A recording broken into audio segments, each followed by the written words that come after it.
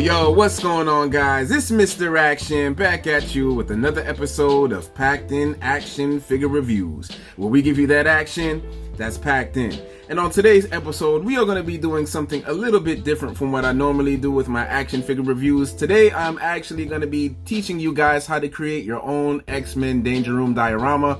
And I'm also going to be showing you guys some displays that you can do with it once you build it. Now, one of the comments that I generally get when people watch my reviews, they always compliment the background and how they enjoy it. And they always want to know where they can buy it, where they can purchase it. And I always tell them that I actually made it myself.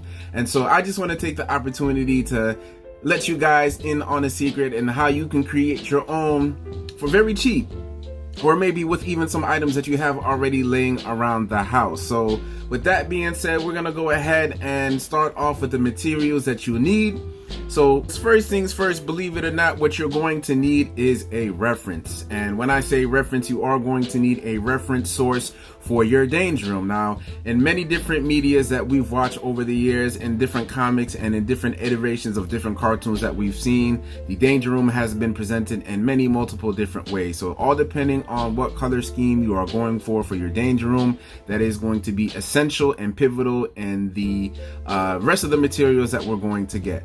So the next thing on the list is going to be construction paper. So now the construction paper that you guys are going to be utilizing is going to be based off of the reference source that you have. So for an example, the reference source that I decided to use for my X-Men Danger Room actually came, believe it or not, from the Psylocke Marvel Select action figure that came out some time ago. And as you can see clearly here, the influence is undeniable. And so again, you want to make sure that the construction paper that you are getting is going to match up with the different colors that you do have for your reference. So in my case, I decided that I was going to go with some gray construction paper, and you can get the construction paper either at your local art store. And I also decided to go with the shade of blue. I'm not quite sure the exact color. My girlfriend says it's turquoise green, but I disagree. We also do have some grid paper in there as well that I decided to get, and I also do have a metallic sheen construction paper. In my large Danger Room, you're going to see that there are some black in there, but I actually use a Sharpie for that. But if you did want to use black construction paper because you don't want to waste your Sharpies by having it bleed out all that ink, you can also use it as a substitute as well. Coming up next on the list is going to be a cardboard box, and we are going to be using the cardboard box for our base for this X-Men Danger Room. If you guys like to have your action figures displayed in a glass case, you can actually use the dimensions of the case itself and just put the construction paper up against the walls that way too. So if you want to keep your figures in their glass display, you can also utilize that as an option.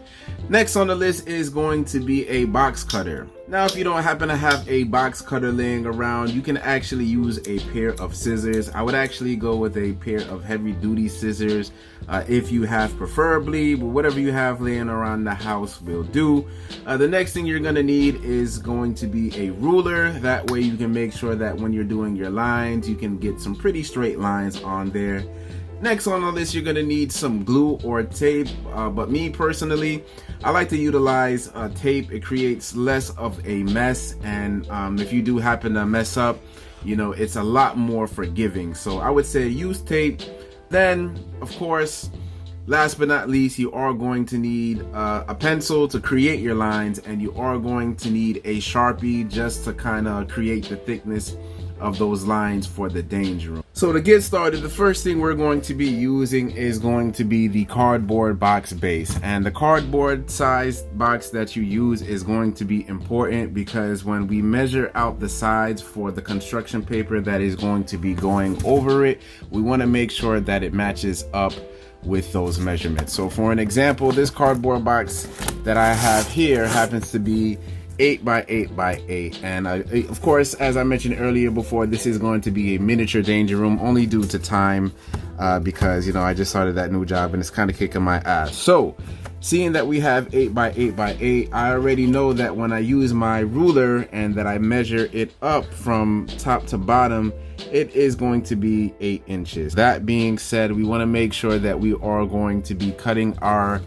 construction paper in a complete square.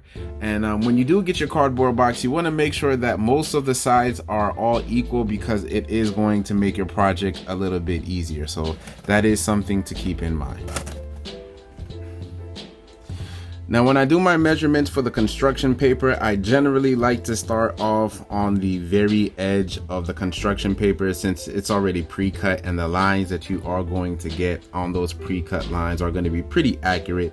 So all I would do at that point, since I know that I am going on a 8x8 inch basis, I would just measure up to where I want to shorten my cardboard box.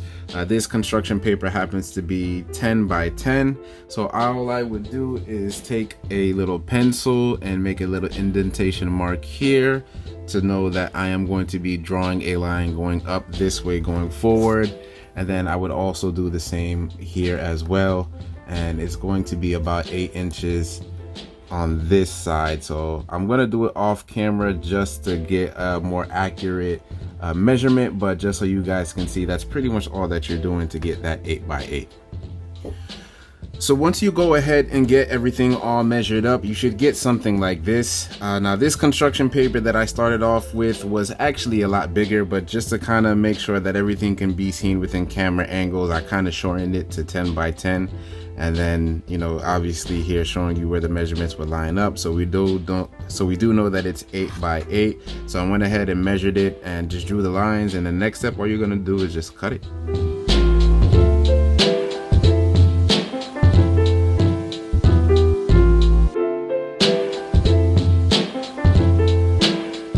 So once you're finished cutting your construction paper, you should have something that looks relatively like this. And you know, if you do measure it, you're going to see that it is 8 by 8 inches. You know, for you guys, it might be a little bit different, all depending on how big you want your danger room to be. Now, when you do cut these construction paper, you at least want to have at least 3 sides, because there is going to be 3 sides to the diorama. You know, if we're looking at it at a bigger scale, you can see here that at the very bottom of this diorama, this is a construction paper, and on this side and on the right side is also construction paper. So, you know, me showing it to you guys like this is just a miniaturized version. So you want to make sure that you have at least 3 sheets of the same size of construction paper, and you are going to be putting this on the cardboard box. So next, bringing back in the box, we want to make sure that we get this bad boy nice and sturdy. So what we're going to do is we are going to actually take our tape here, and we're going to just peel a nice piece off.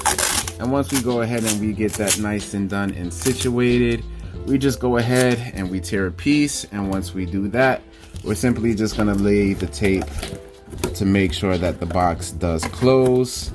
You know, it doesn't have to be perfect, but honestly, you know, the more you are, you know, pristine with these kind of things, it is going to give your danger room much better results. So I want to go ahead and take this bad boy, and we want to make sure that it's nice and clean.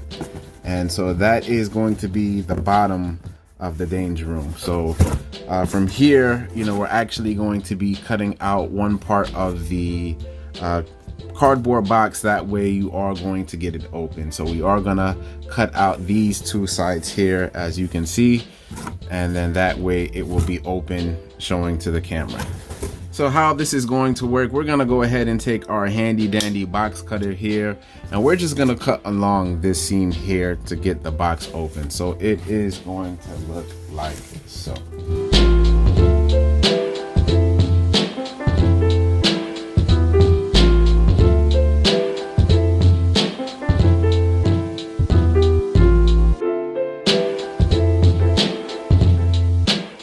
Open up the box as so, and as you guys can see, your danger room is now partially complete. Here you have one side of the danger room, you have another side here, and on here on the bottom you are going to have the actual floor of the danger room. The next thing you're going to do is, if you take a look at these flaps here, you're going to use preferably a scissors. You could probably get a much cleaner cut, but if you are careful with the box cutter, you could probably get a better cut. But we're going to go ahead and just remove those flaps. That way, you know, we don't have these extra pieces here.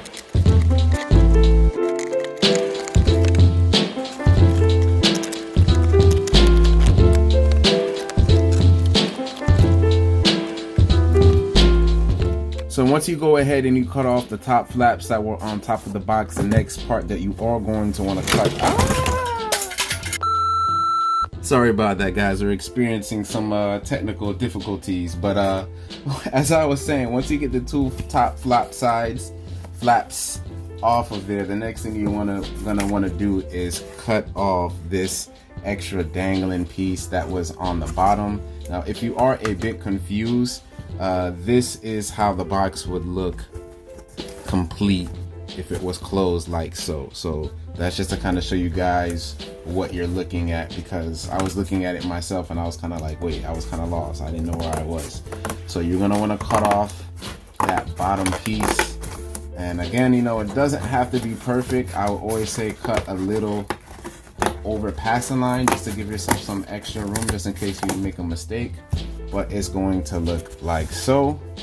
And in the process of me actually cutting it, I actually lost one of these pieces here. This piece actually is going to go here on the bottom, and that is going to create, you know, that flat smooth surface for the Danger Room floor. So this is pretty much your very base model Danger Room without any panels on there. It is going to look like so. So coming back to the tape, I am going to take a piece off and I am going to secure that bottom floor.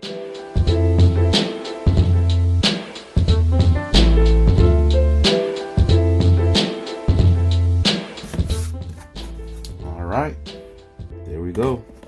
Now, once you get that bottom secured, the next thing you're going to do is take those 3 pieces of construction paper that we cut earlier, and we're gonna just do a dry fit to these walls to make sure that they line up relatively well. So let's go ahead and put those against the 2 walls and on the floor. And from what I'm seeing, you know, based on this dry fit, we can see that, you know, the base is developing really well.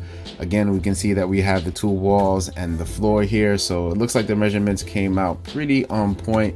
If you happen to have any inconsistencies in yours, you can go ahead and make any minute changes that you might see as fit.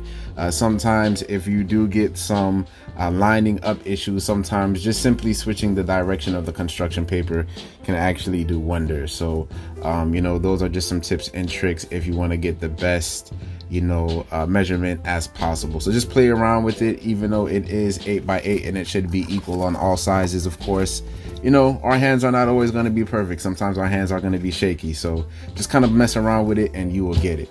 Now, before we actually tape, you know, these construction papers onto the wall, obviously the next thing that we're going to want to do is create the designs on the panels.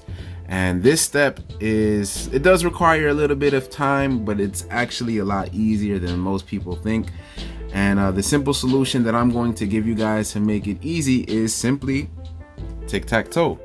All you're simply doing is taking this one construction paper here, you're drawing one line here, one line here, one line there, one line there. So in total, you should have 6 squares. 1, 2, 3, 4, 5, 6. Oh, sorry, I did the math wrong. You should have 9 squares. 1, 2, 3, 4, 5, 6, 7, 8, 9. So again, to go ahead and just take a ruler, and you want to make sure that since this is 8 inches, you should have a line at every second inch, right? 2, we'll see.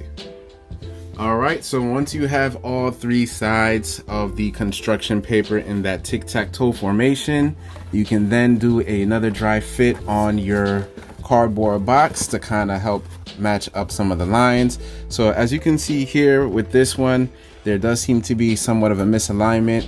As I mentioned earlier before, sometimes just by simply switching, you know, the rotation of the direction of the construction paper, you can actually fix it. So let's see if I can get it in a better looking position. It's not perfect, so what I'm going to try to do, play with it a little bit more, maybe put that one on the bottom and put this one here, so it looks like these match up a little bit better being side by side. And then the one on the floor, let's see if I can get it in another direction.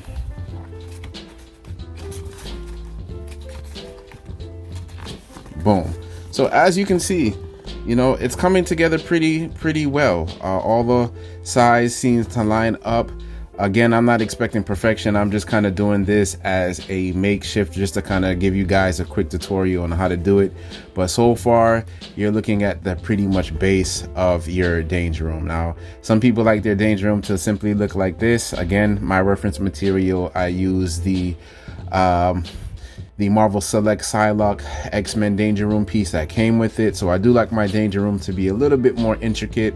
And this is the part of the tutorial where it is going to be a little bit of time consuming. So if you do happen to have the time on you and you do want to make your danger room a little bit more intricate as so, then the next step that you're going to do is basically going to be cutting out little shapes such as these on your other pieces of construction paper, and you're pretty much going to just paste them on there either with some tape or some glue, and then you can also afterwards use a Sharpie to go over some of these lines that you see here. So that is something that you can do to kind of help bring it out more.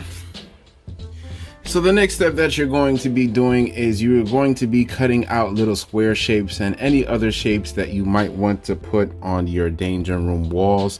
So in this case, I went ahead and I used my turquoise blue construction paper and I cut out a little rectangle, and then I used my reflective construction paper and I cut out a square. Now, for the purpose and the sake of time, I'm only going to do one square on the panels. As you guys can see here, I did go ahead and take my Sharpie and I went ahead and I went over the pencil lines just to kind of make the danger room floor pop out a bit more. But going back to these construction pieces paper here, pretty much what you're going to do is you're going to want to put them inside the squares. So it's essentially putting squares within squares, and then you can do like so. And then once you do this and you can kind of dry fit it to as far as where you want to put it, you can then go ahead and take lines by using your ruler and just by simply connecting them to where you want them to connect to each square. And you're pretty much going to do a copy and paste repeat of whatever design it is that you want to put on all these panels. So what I went ahead and what I did was I took some of my tape and I just kind of did the little old school trick of making it double sided.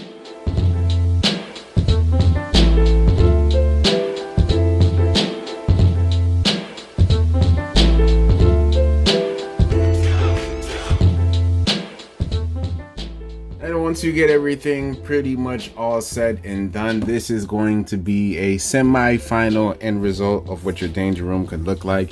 So all I simply did was, after I dry fitted the pieces onto the wall, I used the double-sided tape and I went ahead and I just used a Sharpie to go over them so that way they kind of pop out a little bit more.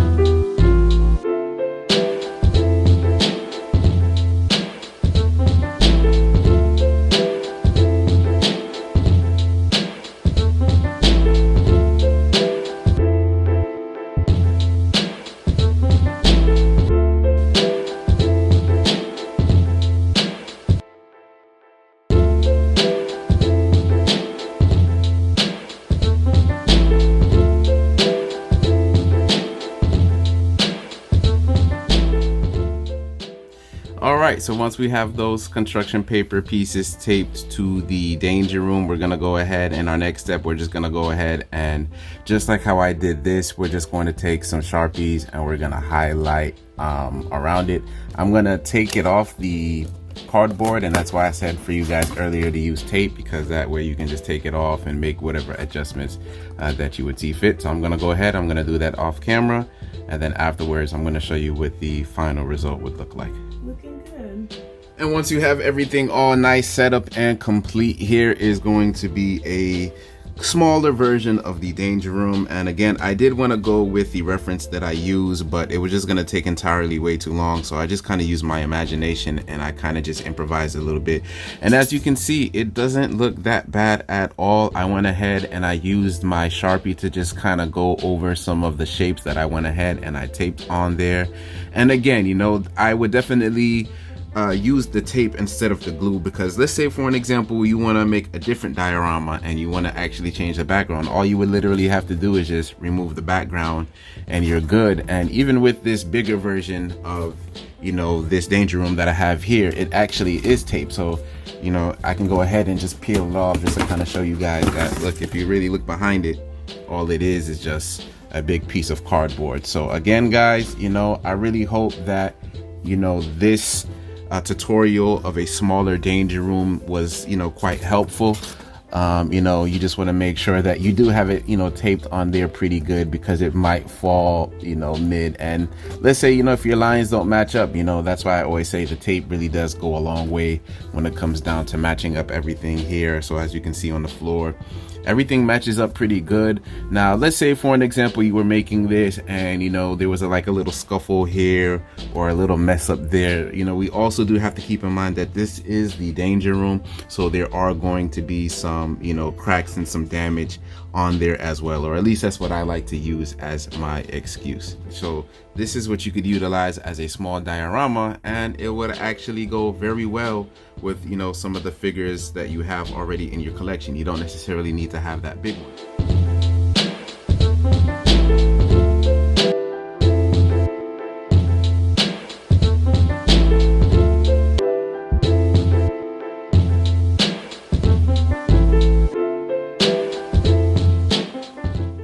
Alright, so now that we have that diorama finally built, I hope you guys found the tips and tricks that I provided for you helpful in building your own diorama. Again, this is just a smaller version because I didn't have the time, so when you guys create yours, you can make it to your own size.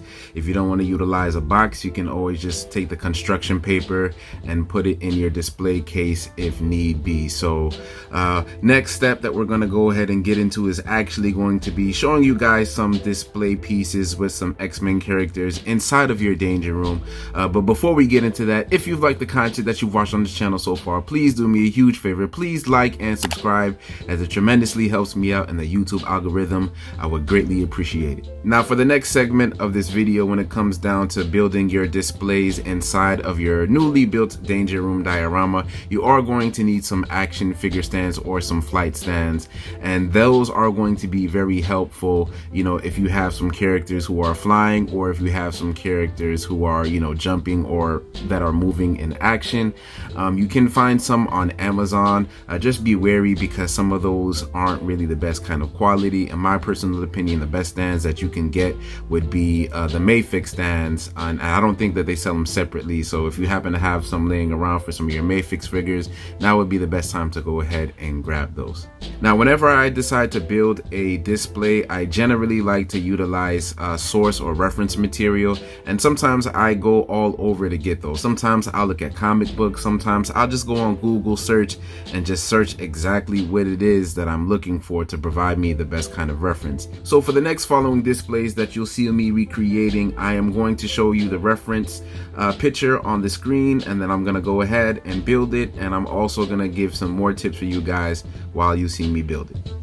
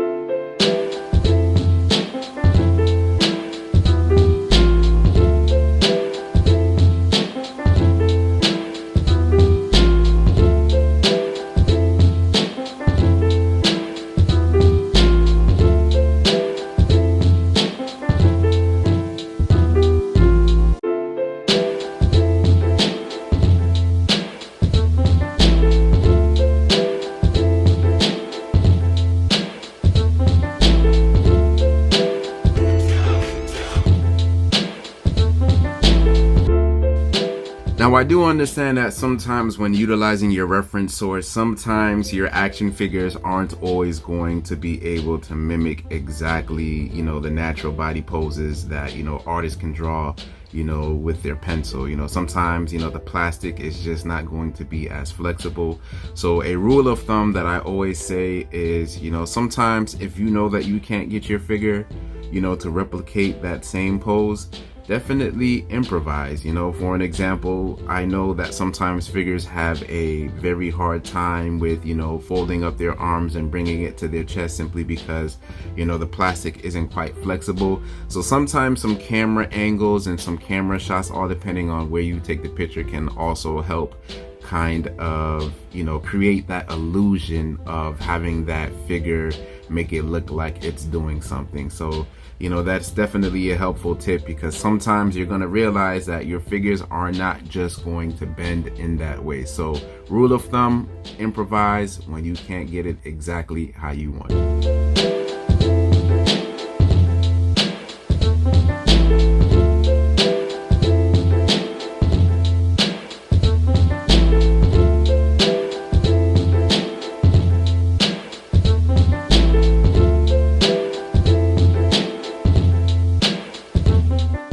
Another tip that I always like to give when creating my displays is the little details matter. Now, have you ever been in a situation where somebody caught a off-guard pic of you, and when you go back and you review the picture, you're kind of like looking at yourself like, what was I doing? It could have either been that your hand was placed in a funny way, or the way you were standing just looked quite odd. The same thing applies to your action figures, especially if you're going to be taking pictures of them, or if you are going to be videoing them. If your figure looks off, it's just going to throw off, the natural look to the figure. So if your reference source, if the head is tilted in a certain way, you want to make sure that you have that head tilted in a very specific certain way, or else it's not going to make your figures look good.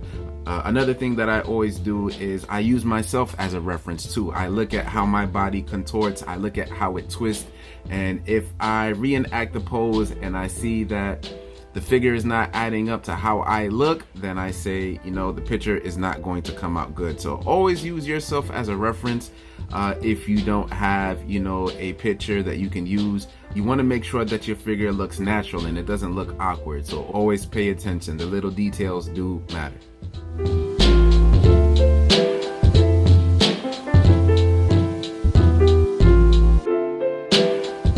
Alright, so when creating my displays, I generally like to start from the back and work my way up towards the front of my display, simply because if you start from the front, it's going to be a little bit harder to create the displays if you have to reach when there's figures right in front of you. So as you can see with this display, since I do have a lot going on, I start from the back, and as you can see, I have, the angel there, I have Storm there, and I have those pieces in the back again simply because I know that it's going to be a lot harder for me to reach. And then once I get those figures situated, I then go ahead and work my way towards the front. Now guys, definitely take your time when displaying the figures. Patience goes a long way when it comes to dealing with these, because you are going to mess up. Sometimes your figures are going to fall, sometimes they are going to hit each other and then have the domino effect and then everything falls. So the best tip that I can give you when building your displays is patience is definitely key. Patience is key. I cannot stress that enough.